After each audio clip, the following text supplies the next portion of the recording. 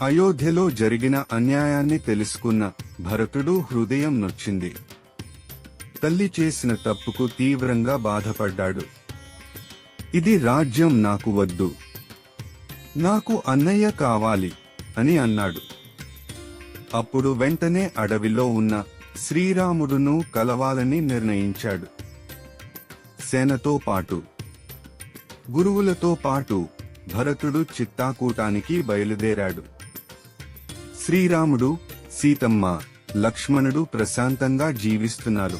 ఒకరోజు దూరంగా పెద్ద సేన వస్తున్నట్లు కనిపించింది.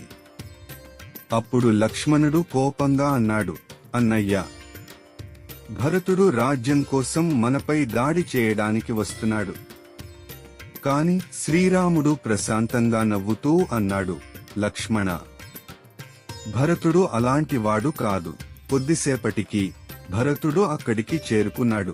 శ్రీరాముడిని చూసిన వెంటనే పరుగెత్తుకుంటూ వచ్చి ఆయన పాదాల వద్ద పడిపోయాడు.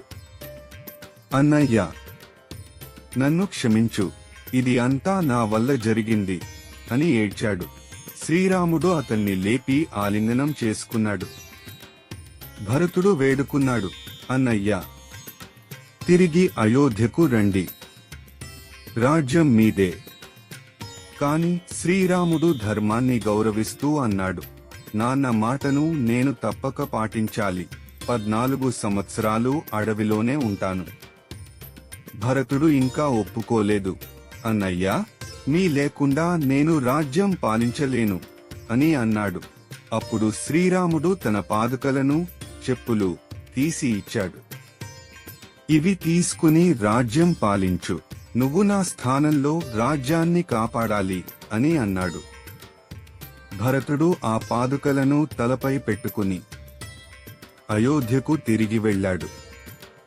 అయోధ్యలో సింహాసనం మీద రాముడి పాదుకలను పెట్టి తాను సేవకుడిలా జీవించాడు. 14 సంవత్సరాలు అన్నయ్య కోసం ఎదురుచూశాడు.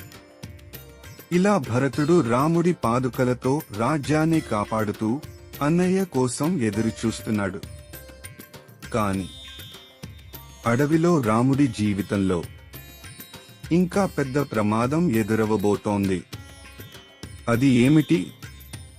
సీతమ్మకు ఏమి జరగబోతోంది? తదుపరి ఎపిసోడ్లో తెలుసుకుందాం. తప్పకుండా చూడండి.